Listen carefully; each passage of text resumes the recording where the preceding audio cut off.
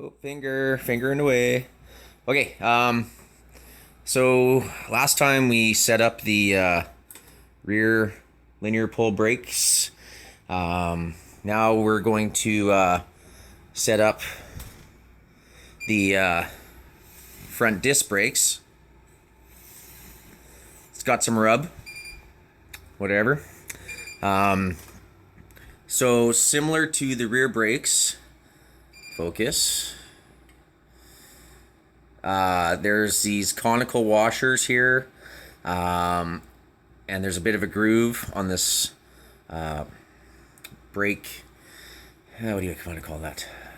Body. So it gives you some room, this way and that way, or this way and that way, that kind of thing, to center the system around. Where are we here? Can't even really see that. Around the brake pads and the disc. So I've got another camera set up that hopefully will work and show a close-up of what's going on. If not, whatever, maybe at some point I'll get to doing that better. Okay. So, I honestly don't remember if I lubed these conical washers like I did on the back, but it's a good idea. Remember, don't get lube on your pads. Just a drop of lube is all you need on these things. Okay. 5mm Allen key. Just loosen. Tight.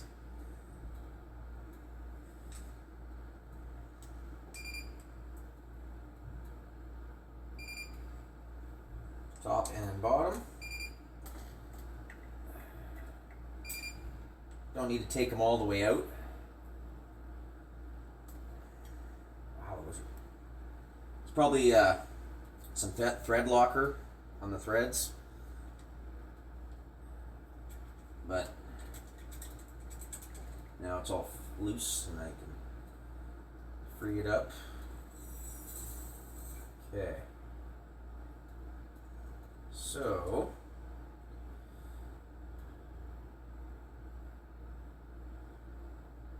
there's a couple ways you can go about this. Sometimes one of them works better than the others.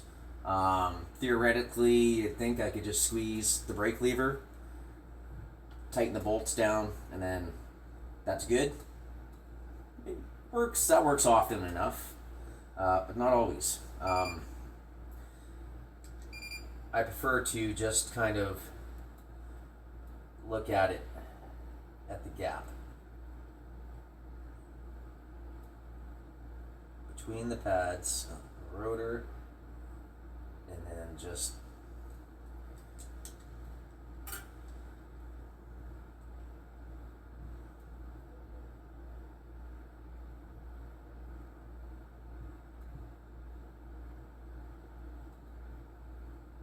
tighten it down.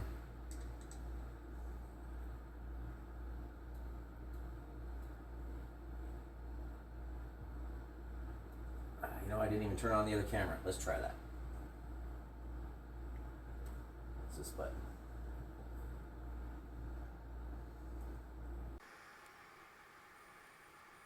Well, it says it's working. Are you working, camera? Okay. So,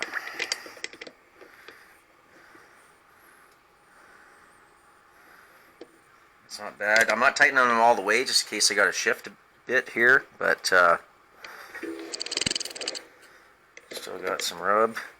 There's some small adjustments we can do later with the cables and the pistons themselves to see if, just in case we're unable to get this perfectly centered, because it's, you only got so much room to wiggle, and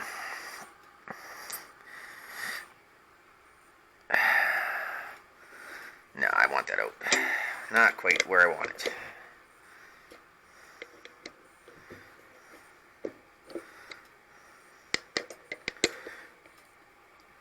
I already know that this brake lever feel is set up pretty tight, so I'm just going to push this, try something different here. Just push that slightly against the rotor that way, because I'm going to be backing the cable tension off. I already know that.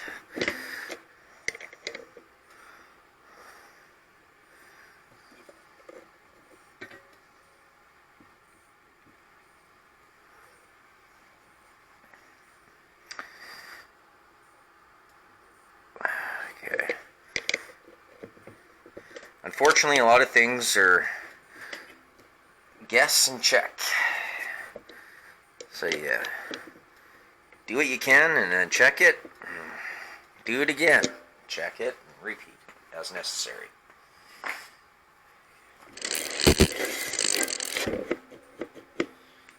Okay, take a look through the front. No, totally cockeyed.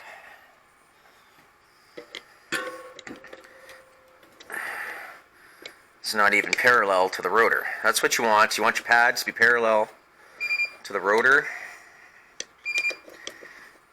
with even spacing between the pads, each pad, and the rotor. So what that means, since it wasn't working for me here, is that these conical washers are not my friend right now. So loosen it up, wiggle them around. Okay, there we go.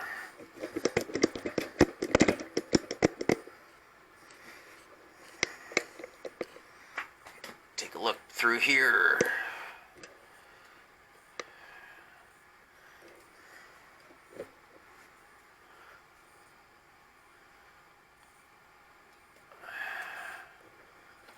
Okay.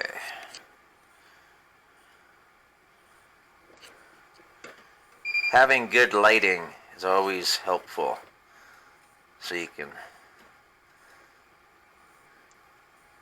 see these little tiny gaps.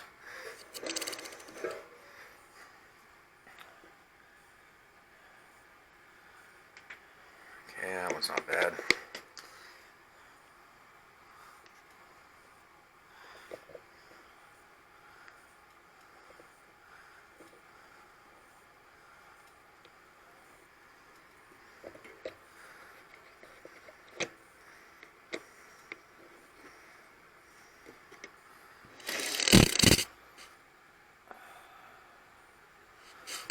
Okay, I'm gonna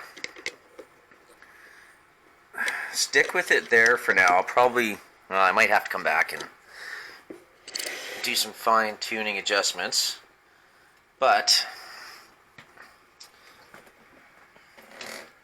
on the non-moving, the static side of the brake caliper, the piston is on a threaded drum that you can adjust the pad in and out with. So I'm just going to back that out slightly. My 5mm, sometimes they're a different size, and there is quite often a little bolt in the caliper that puts pressure on that piston so that it doesn't, back out by itself or whatever. So check that and loosen that if you need. Now my brake feel way too tight. We're not even close to being parallel with the bar when it's engaged. I do have some barrel adjustment here, quite a bit left out of the box, so I'm going to dial that in.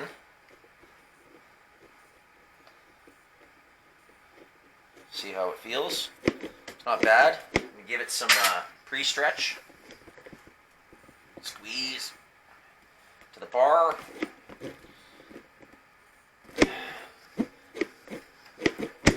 Check with the other side. Yeah, that's pretty close. Okay.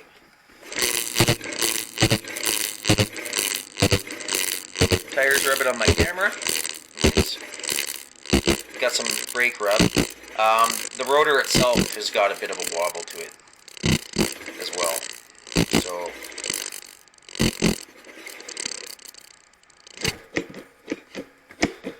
see what we can do about that. Just want to see if I can tell if it's rubbing on.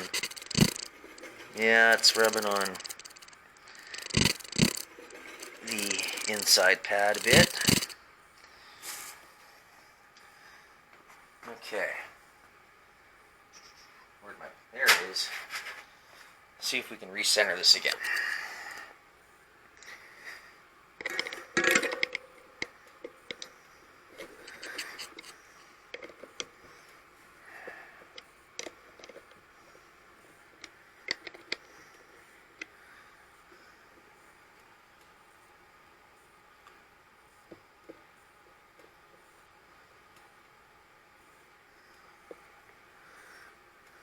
Okay.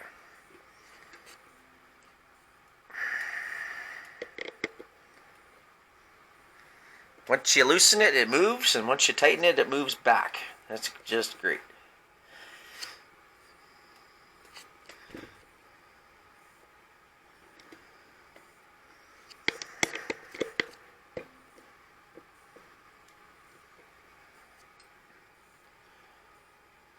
Oh, but that looks nice right there. Please don't move when I tighten you down.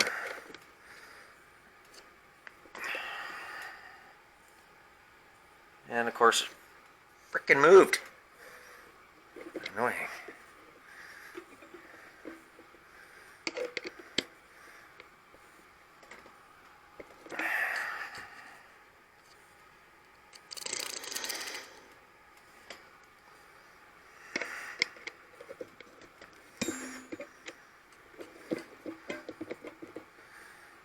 Why won't you just stay where I put you?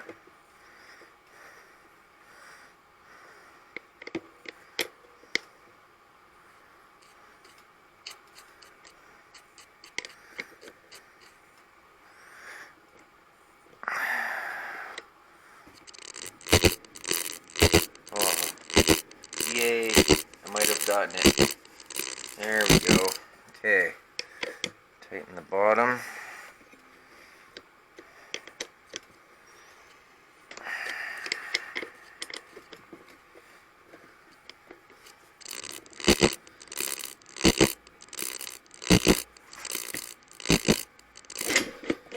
Okay, that's not bad. Okay, I'm going to straighten that rotor so the annoying rub doesn't get on anybody's nerves. This here, what do they call this bad boy? No name on it. Bicycle Research. 25 years ago it was $39 for a hunk of steel with some grooves of 2 different sizes on it. It's a chainring tool for straightening bent chain rings. Works good on bent rotors as well.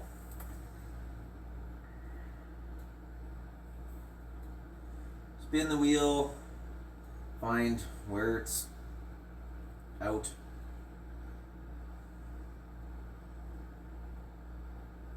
Right there, and then you pick the spoke on the rotor. Hopefully you can see that. And I very gently stick this tool on here on the spoke, not on the where the brake pads would hit, but down closer to the hub. Just give it a little tweak.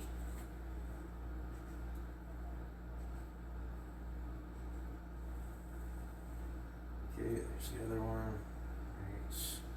Right there.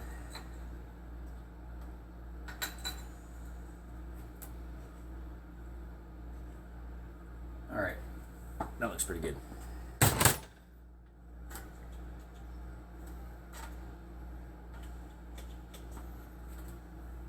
Okay, that's the front brakes. Shut this other camera off, just in case we got something.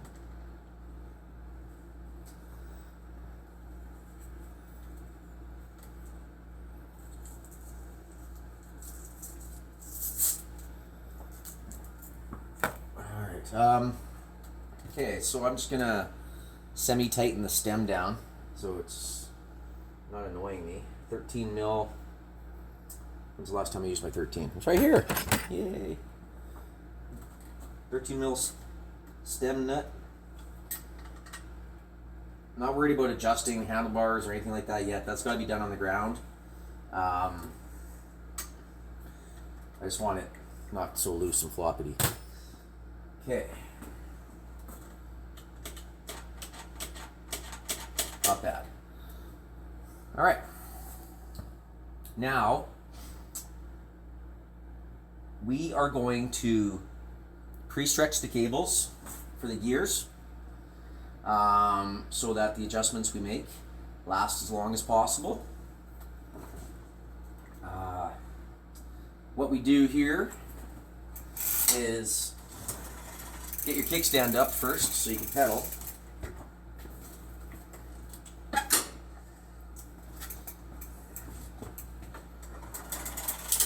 Put your gears into the biggest chain rings.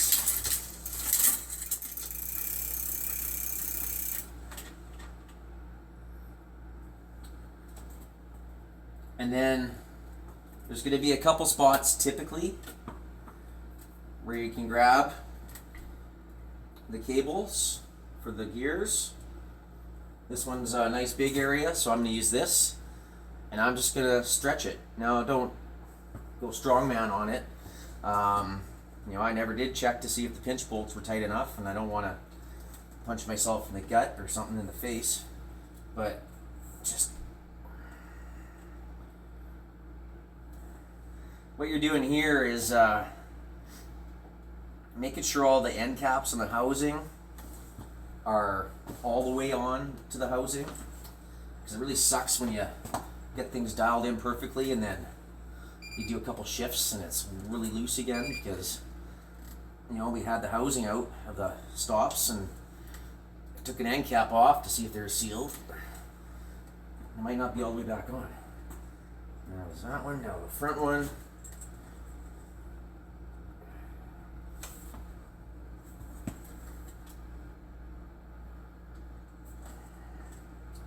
Not really going to get all the stretch out, but the more the better. Like, look how loose that got.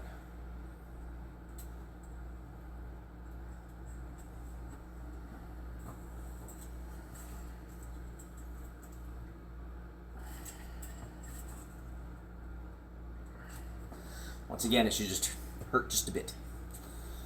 Ow. Okay, we're going to pause that.